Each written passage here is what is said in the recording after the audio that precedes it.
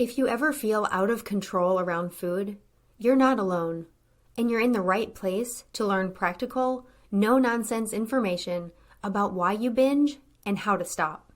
Binge eating does not mean that something is wrong with you.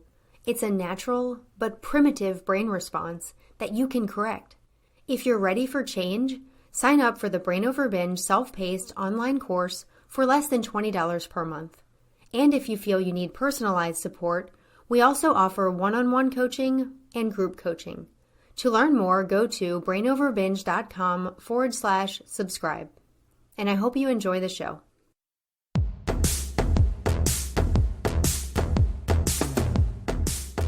Welcome to the Brain Over Binge podcast, where you learn a simple, brain-based approach to ending binge eating. Today I'm sharing an interview that I did with Heather Robertson. Heather is a coach, an author, and the host of the Half Size Me podcast.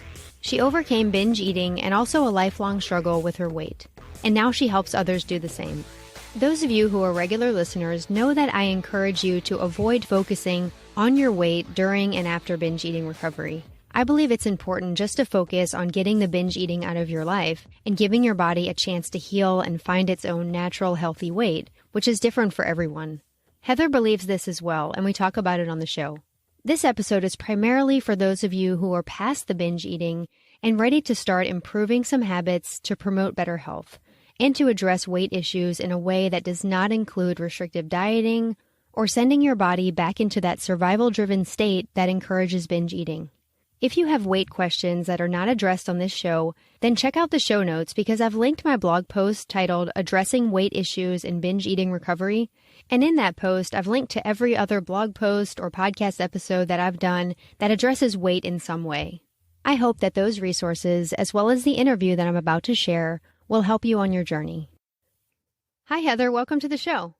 Thank you so much for having me. I am excited to be here. Yeah, me too. I really appreciate you coming on the show, and I appreciate also you having me on your own podcast a while back now. It was 2016 that I appeared on your show, and Heather's podcast is called Half Size Me, and it's devoted to helping people achieve sustainable weight loss through developing healthy habits. Now, before we go further, I want to say that I realize weight loss can be a sensitive topic for anyone recovering from eating disorders, and I just want everyone to know that Heather totally understands that, and she's definitely not here to encourage you to diet. So, Heather, I think a good place to start as far as sharing your own story might be in talking about the harmful effects that you personally experienced when you were engaged in extreme dieting and how that led to a sort of yo-yo cycle for you and also to binge eating and really just to more weight gain in the long run. Yeah, no, I'm really happy that you're diving into that part of it because one of the things I think people are really kind of confused about when I say this is when I actually focused on my weight loss journey for this last time, I actually put weight loss as a not as important priority. I actually had other priorities that trumped weight loss, which was totally different for me than when I focused on it in my 20s. So in my 20s, well, my first binge eating episode was when I was roughly 8 years old. I remember binging for the very first time. And it was a constant thing. From that point on, I learned to kind of personally self-soothe for me with food. And that was really one of the few things I felt I had control over in my home life growing up. So it kind of kept getting obviously more and more often. I was binging and I was piling weight on because I know a lot of people probably realize that if they weren't binging, right, on a regular basis, their weight probably wouldn't maybe necessarily be where it is today. And then when I started going into high school, I started to think, okay, now I want to diet, right? I've spent this amount of time binging, overeating, and I want to lose weight. So of course I did the very restrictive dieting approach. I did a lot of extra exercise. I was only 16. I didn't know better. And I did lose quite a bit of weight, but I never got a control over my binge eating. I never really learned how to eat properly or to feed my body right. I was just doing everything for the express purpose of weight loss because I wanted to fit in. I wanted to be able to wear the clothes my friends were wearing. And I was already a good 80 to 100 pounds overweight. So I lost the weight. I managed to kind of keep it off for a few years. And then college came. My 20s came, and that 10-year period between leaving high school and really having my first son when I was 30 was 10 years of nothing but extreme diet attempts, followed by extreme binge eating cycles, which then led me to be over 300 pounds. So the weight that I thought I would never see, I ended up seeing because of all these binge and restrict cycles I had done. I had done all the yo-yo diets. I had done anything that became popular. I bought the diet. I did the diet. But this entire time, the only thing I wanted was weight loss. I never thought about, should I work on this binge eating issue? I just assumed eventually it would go away. I never really thought about building self-trust or habits or anything. It was just strictly about wanting to lose weight. Well, when I had my son in my 30s, a light bulb moment happened for me where I had been a school teacher. I know kids watch you. They don't really listen to you, unfortunately. And what I knew is if I wanted to create a different situation for my family and my kids and them to see food differently than I did, I had to change my relationship with food and I had to build in healthy habits I did not have. So I said to myself, whatever I do has to be things I would be proud of you for my family to do and things that I can see myself doing long term. So I went with a totally habit based, whereas in the past, I would search out the diet, which I'm sure a lot of people can really resonate with this. You spend a lot of time searching to find the perfect one, and then you devote yourself to it and you buy all the food, you clean out the pantry, you get the new this, the new that, and you start like Monday, right? Monday, we're going to start. And I decided not to do any of that. I just decided to go for a walk. Like that was step one, just go for a walk. And then I built in another habit of adding in some fresh fruits and vegetables to my diet. I just kept layering in habits and habits and habits. And the entire time I kept reminding myself, weight loss is not your top priority. It's establishing healthy habits. And more importantly, it's getting this binge eating thing under control. Because if you can get that under wraps, this extreme weight regain that you're struggling with will not continuously happen. So those were actually my priorities: building self-trust, habits, and getting my binge eating under control. As a byproduct of all of those changes over the course of 5 years and 2 pregnancies later, I did lose weight, but I still have those habits today. And I'm now pushing 9 years into my weight maintenance journey, and I don't binge anymore. And I have self-trust, and I've established these great healthy habits, but I had to switch mentally the focus, the priority, and the goals. And I had to say, I have to be willing to be okay with wherever my weight settles in at, knowing that I'm not binging, knowing I've had these healthy habits, and that I went about this from the perspective of the long-term game, not the short-term wins. Does that make sense? Oh, absolutely. I mean, just the idea of layering in good habits by just adding more to your life that's going to promote health instead of, I think a lot of people get caught in taking things away and what can I restrict and what can I avoid? And you approached it in more of a way of how can I promote my own health by adding healthy habits to my life. And I just think that's a really great way to approach it. And I like that you're giving people a different way to look at it, because I think that in the eating disorder community, weight can be, like I talked about in the beginning, a sensitive topic. And I think it does a disservice to people to basically not mention it and just say, oh, don't worry about your weight, and not really give anyone alternative strategies besides dieting. Because, you know, let's say someone stops binging, some time goes by, but they're still struggling with weight issues, they're still struggling with poor eating habits. If they don't have another solution or an alternative way to approach this in a healthy way, then a diet can start to look tempting again. So I think to avoid people going down that yo-yo diet path over and over again, there has to be a different way to promote health and promote your body to reach, you know, a weight that is healthy for you. And I wanted to bring you on the show because this isn't something that I personally have a lot of experience with. I mean, I was well over my natural weight when I was binging, but when I stopped, like you talked about, the weight did gradually come off. And for me, that was really all I needed to do. I mean, I ate pretty well otherwise, so there wasn't a whole lot I needed to change. And I didn't have that experience of being, 100 pounds over my natural weight or in a body that could be considered obese or significantly overweight. So I realized that anyone out there listening who has the same experience that you had, Heather, can really relate to what you have to say. And maybe you can just talk about that a little bit as far as your own experience of being at a weight that felt that uncomfortable and how that affected your life and your health.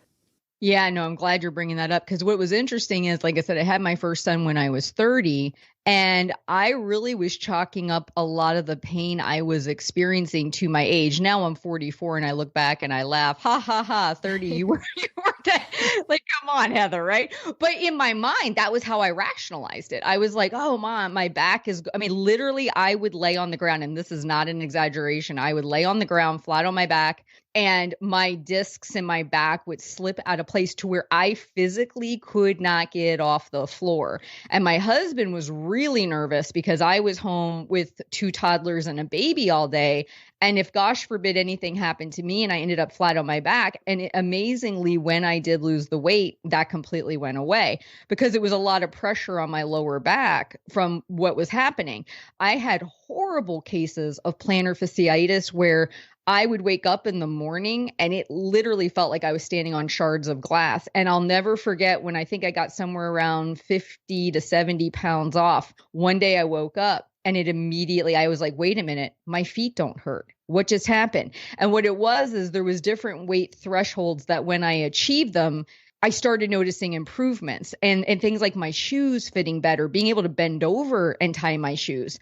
Of course, there's the social issues of there was many times I could not fit into a booth at a restaurant, or I couldn't have a fit on a ride at an amusement park. And so there was all those things, but on a physicality basis, just getting on my knees to bathe my kids in the tub was painful. And I said to myself as I was doing these habit changes, as I was making these changes, that I would never forget the pain I was in, because it's kind of like as you become accustomed to a healthier way of being or a lighter body weight, you may start to forget that. And then it's easy to fall back into possibly even regaining the weight. But I really cemented that pain into my mind because I never want to be imprisoned in my body again. And that's very much what I felt. I felt like I was a prisoner where I wanted to do all this physical stuff. I wanted to be the certain kind of mom I visualized. I wanted to be able to move freely and feel good, but I couldn't. And I just wanted to be free from that. And where my younger years in my 20s, it was all about, I wanted to wear a bikini. I wanted to look a certain way. It was all about very visual aesthetics. But when I was caring for kids, it was about just getting through the day, not being in physical pain. And I will tell you now, so much was improved by that. So I think it's a false idea sometimes that's floating around out in the interwebs that, it doesn't matter, but it very much does. If you're carrying around an extra human being on your body frame, it's, at least in my way of thinking, a worthwhile venture to do these healthy behavior and habit changes to at least see if you were to take some of that off, if it might relieve you of some of the discomfort you're feeling on a regular basis. So yeah, for me, being that weight was not freedom. It was very much entrapment in something that caused me pain on a regular basis. And then as I made these healthy changes, as I built more movement, as I was eating better quality foods, I started to physically feel better. And I'm so thankful that I did it. Yeah, definitely. And you mentioned something there that I want to dive into a little bit, in that you talked about ideas floating out there on the interwebs about, it doesn't matter what your weight is. And I want to talk about the health at every size movement. And in a lot of ways, I actually agree that people can be healthy regardless of what their natural size is. And we're going to talk more about that. And I definitely agree that we should not try to force our bodies to be something that they're not. Like, we shouldn't fight our natural body type, because our natural body type is heavily influenced by genetics. However, I think it's possible that this philosophy of health at every size can be used in a way that it's not truly intended. I think at its core, this movement is intended to help people realize that healthy habits can result in positive changes and positive outcomes, even if those healthy habits don't change the number on the scale. And I think that relates in some ways to what you talked about. Like, you built these healthy habits, not focusing on the number, not focusing on these beneficial changes as a means to weight loss, but weight loss was a result. So in that way, the health at every size does have a lot of value to add. And it's also great for encouraging body acceptance and putting aside unrealistic ideals of what your body should look like, and, trying to have have this perfect body. I don't think health at every size is really telling people that, it doesn't matter what you eat, it doesn't matter your activity levels or what physiological factors may be contributing to your current size. I don't really think that's the intention, but I think that some people take it that way. And there's a lot of messages floating out there saying that being in a larger body, even if it's clearly causing physical problems, like some of the ones you mentioned, that it's okay. And, I want to have compassion for anyone struggling with their body weight right now. Yes, it is okay. Like where you are now is where you are, and you can start to build healthy habits. I don't want anyone to feel bad about themselves. And I realize this is a multifaceted topic and I'm kind of going on a little bit here, but for you on a personal level, as far as being healthy at that size, you talked about the problems that it was causing. Do you feel like the body that you're in now, like, is your healthy natural weight? So the direct answer is yes, I do. I feel like I have settled in at a range that tends to work really well for me. I can have my treats on a regular basis. I can do the workouts I enjoy. I don't have to go out and do any crazy running of marathons or things that I don't want to do. And the weight that I've been at now for the last 9 years has been fairly easy to maintain overall. What I do think, having been that person before and then the person now, when I look at where I was when I was over 300 pounds, I was not moving my body regularly and I was not feeding it well. Like I was ordering pizza out multiple times a week. I was getting takeout Chinese multiple times a week. I would come home. Literally, I'd sit on the couch and watch reruns of Seinfeld. And that's why I actually started with a walk, because I was over 300 pounds. I wasn't getting in any physical movement. I wasn't eating vegetables on the regular. I wasn't doing those things. And so my body weight at that time was a manifestation of my habits. Okay. To fall within a fairly reasonable range where you're physically active, you're not in pain. You have to say, like, look at the habits. How do you eat? How often do you eat? How much do you move? All of those factors play into that. If I were to take you and put you in a different place like the jungle and you had to go hunt for your food and you had a totally different set of habits because survival was different than it is where you are today, your body would change. It's going to, right? If I put you in a different environment, different set of habits that you have to execute every day, your body weight will change. Everything's going to change. And so you have to remember, like, day to day, when you wake up in the morning, your alarm goes off, you've got a string of habits, whether they're conscious or unconscious, that you do throughout the day. Those support you being where you are. And what most people don't see is that the habits that greatly impact your eating and your fitness often come from other areas of your life, like your habits around work, your social relationships, putting in proper boundaries. I had to do so much work on boundaries. It was crazy. I didn't know how to put a boundary in place. I didn't know how to say no to somebody. All of those things were part of the reason I was at the weight I was. So when we're talking about habits, I think this is really important. It's not even just your eating and your fitness habits. It's how you run your entire life. If you have no time management habits, all of those things need to be fixed in order to change the way you run your life, which then allows your body weight or whatever the thing is you're trying to improve upon to change over time. But often that all gets lost in the shuffle. Like if I say, well, what habits do you need to change if you want to get healthy and lose weight? A lot of people say eating and exercise. But then I'll say, well, how do you manage your time? What kind of boundaries do you have in? How do you deal with stress? What stress management do you use? And then a lot of times they don't really have a very good response because they don't think about that being one and the same. But I do, because all that had to change for me. So we're talking multiple layers of habits. Does that make sense?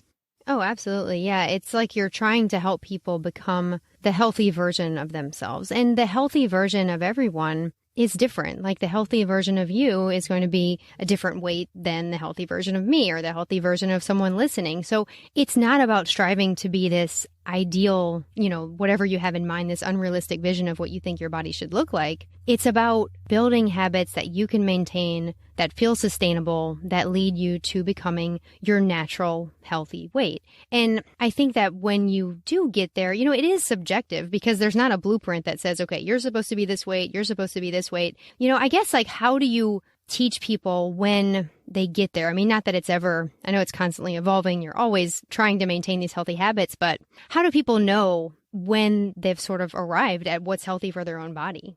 I love this question. It's one of my favorite questions. Okay. So what I do is I try to use a visual, okay, which is your right hand and your left hand. And if we pretend that your right hand are all the things you're willing to say modify with your eating, whether that be your emotional eating, whether it's how you respond to stress with your eating, whether it's just getting in more fruits and vegetables, whether it's eating out less, drinking a little less alcohol. Think of the right hand as like the food bucket of habits, right? And that can be supported by day-to-day eating behaviors, or it could be all of those problematic eating behaviors that come from poor time management or say poor social, or not social, but poor boundary management, things like that.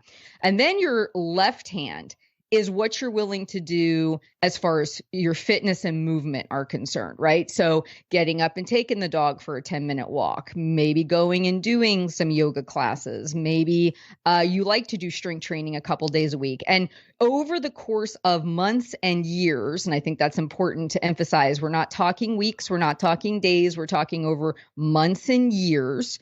You refine your eating behaviors, you refine your fitness behaviors.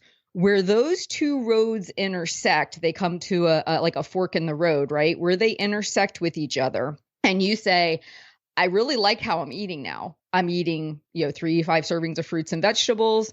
I'm managing my time really well. I've cut way back on my stress and emotional eating because I've put some good things in place.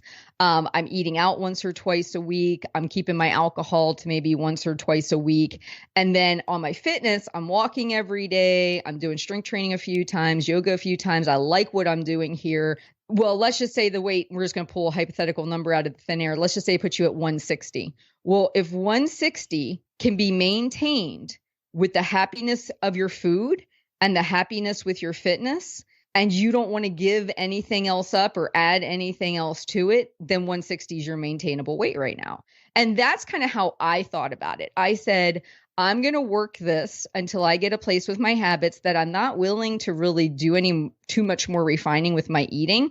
And I'm not going to do too much more refining with my fitness. And if that puts me at this number, then that's where it puts me. If it doesn't, then I settle in there. But you know what? It's better than where I started from. And that was kind of my mentality. Whereas in the past, when I was doing the yo-yo dieting thing, I would take a calendar and I would every single week put I was going to lose an X amount of pound number. I'd multiply those weeks out. I'd say on this day, I'll be 100 pounds less. I had it all mapped out as if that was guaranteed to happen. I didn't ask myself which habits I was going to change. I didn't really think through what would be required to do that. I just wanted to lose X amount of pounds and I wanted to do it in X amount of time. And that approach kept burning me over and over again. When I took this approach, it was much more enjoyable. I got to keep treats in my diet. I got to find ways of eating food that I enjoyed. I got to do fitness I enjoyed, and it was a much more harmonious experience.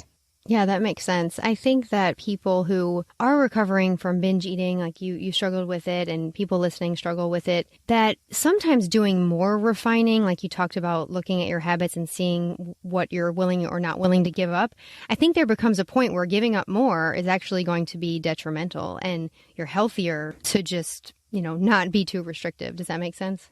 Oh, it makes perfect sense. I tell people all the time, there's one thing that the diet industry does not talk about, and that's the happiness factor.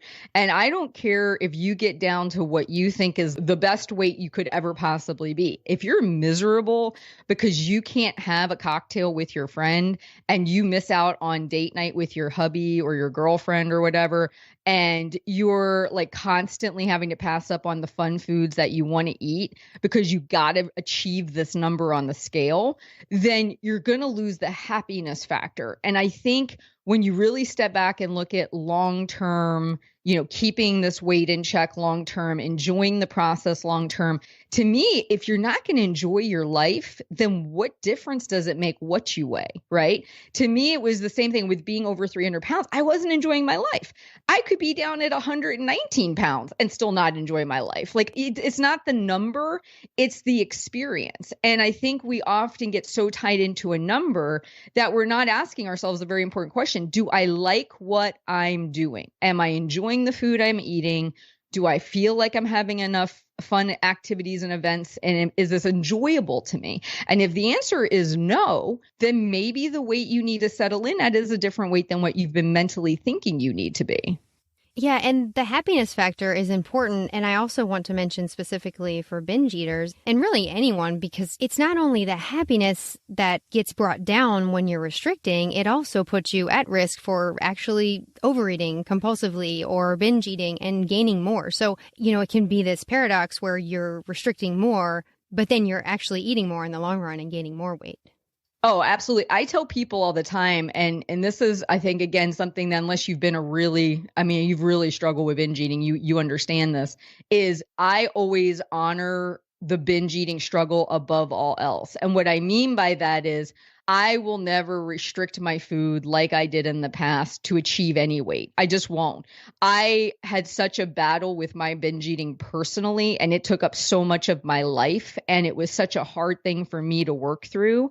I never want to invite that back into my life again. So there's no weight on the scale worth achieving if it means potentially bringing that back in. And what that means for me is I have to make sure I'm in bed at a certain time because I do need rest. I tend to struggle when I don't. I need to prioritize protein in my diet because that always helps me feel really balanced with my eating.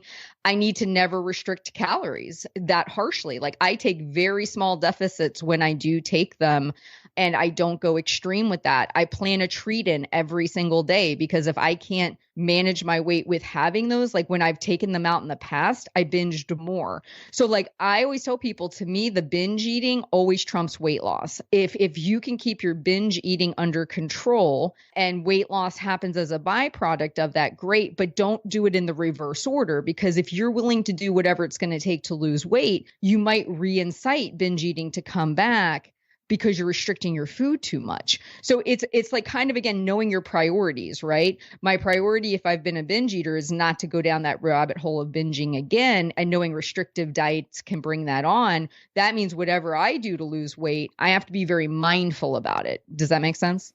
Yes, it does. And I'm very glad to hear you say that, because I believe the same thing, that if you do struggle with binge eating, that should be your priority, because you can spend all this time trying to change all these other habits. And then if you're binging, I mean, that's the biggest factor that's likely driving your weight to be higher than your natural range. Cookie Rosenblum, who co-hosted this podcast with me and has her own podcast, talked about a weight equation. And basically all these factors in your life kind of add up on one side of the equation to equal whatever your weight is, factors like genetics, your habits. And I really think that on that side of the equation, all those things that factor into your weight, binge eating can be the biggest one.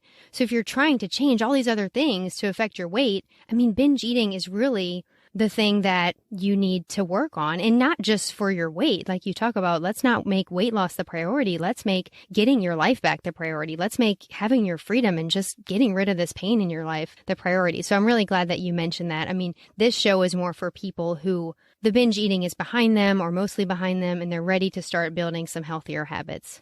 Yeah. And I just want to say on that front too, I remember there being a couple moments in my journey where I felt the gravitational pull of what the binge eating was doing, because it was really affecting my quality of sleep. Like I would have night sweats. I couldn't sleep. It was just, I felt really hot. I remember that being a real problem.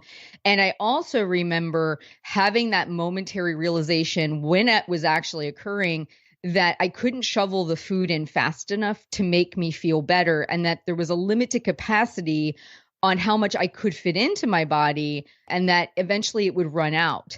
And I said to myself, I don't want to feel trapped by this anymore. And since being free of that, no, I don't want to gain a bunch of weight back, but at the same time, I would rather have weight gain come back than have binge eating come back, having dealt with both of those things respectively, because at least I feel like I'm at a place now where, since I haven't binged in so long, I feel, again, another sense of freedom, right?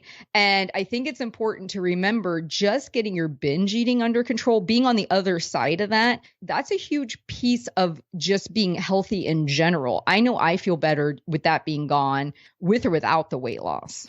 Yeah, I totally agree with that. I remember thinking after recovery, it is totally worth it to recover, to get past the binging, even if I would not have lost a single pound, just because of how much freedom it gave me in my life, and just not constantly thinking about it or trying to compensate for it or worrying if it was going to happen again. I mean, just that being lifted was totally worth it, regardless of a number on the scale.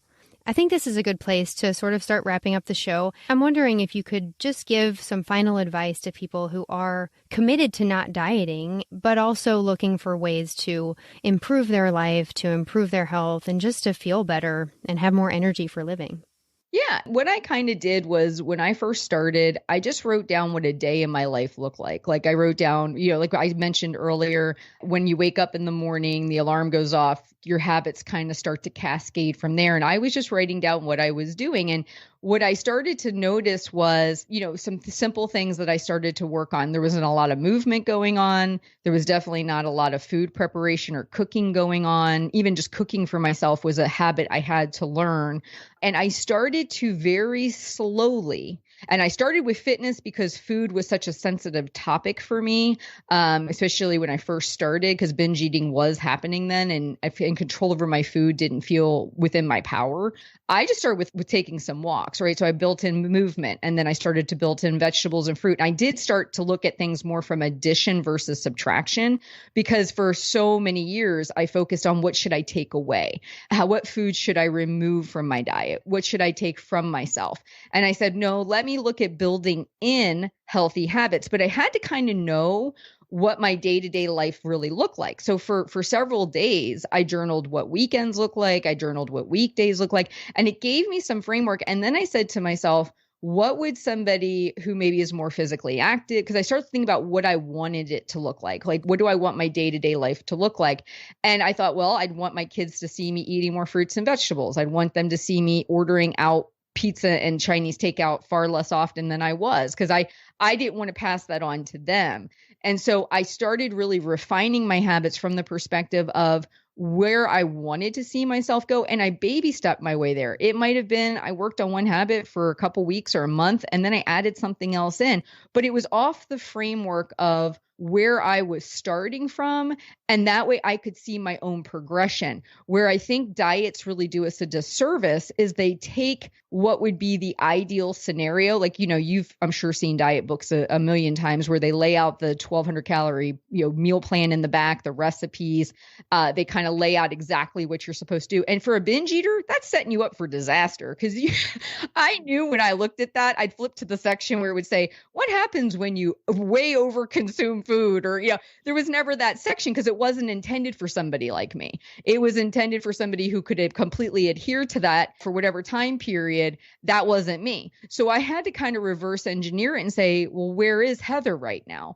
And if I were to look for a point of improvement, maybe taking that 20-minute walk every day would be the thing I could mark off and say, yes, I did that, right? Maybe having that serving of vegetables. So I think it's getting really self-aware of where you currently are with all of that. And like, how much are you eating out? What are those things look like? Can we eat more meals at home, right? Simple tweaks like that, they'll get you really far when you're first starting.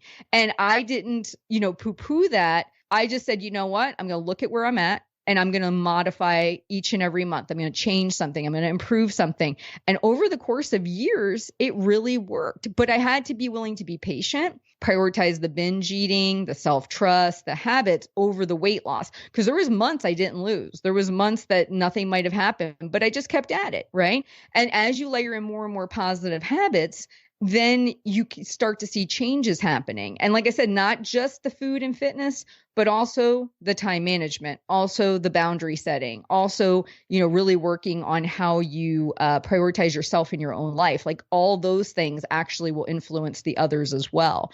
So that's what I would encourage: more self-awareness, learning about yourself, and making improvements from where you're starting, not going with the ideal scenario and trying to force yourself to change and become that initially.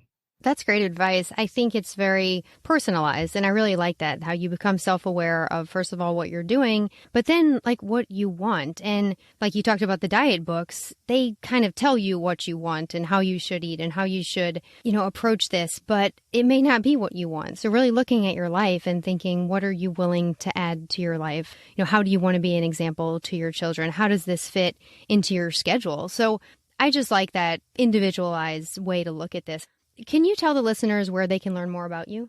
Oh, absolutely. If they go to halfsizeme.com, I have a website there. I do a free podcast. Every Monday I release a new episode. So, of course, I would recommend people checking that out. I think that's a good way to kind of learn because most of the people I bring on, they're doing very similar things as far as their health and weight loss journeys are concerned.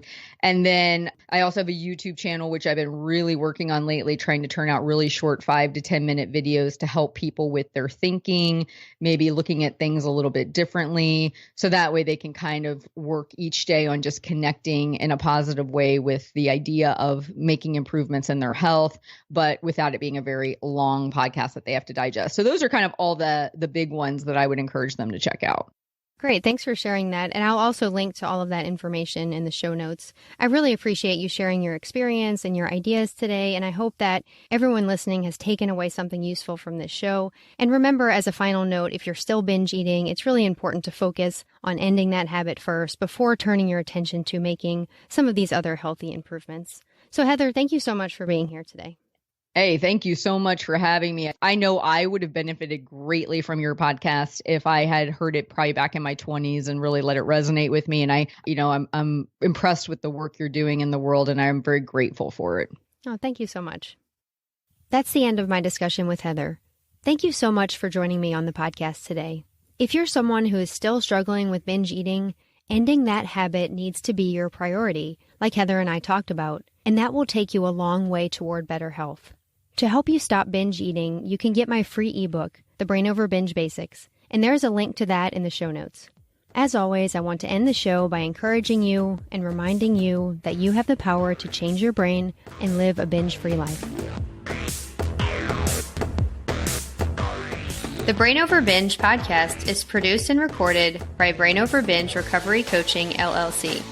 All work is copyrighted by Brain Over Binge Recovery Coaching, LLC, and all rights are reserved. As a disclaimer, the hosts of the Brain Over Binge podcast are not professional counselors or licensed healthcare providers, and this podcast is not a substitute for medical advice or any form of professional therapy. Eating disorders can have serious health consequences, and you are strongly advised to seek medical attention for matters relating to your health. Please get help when you need it, and good luck on your journey.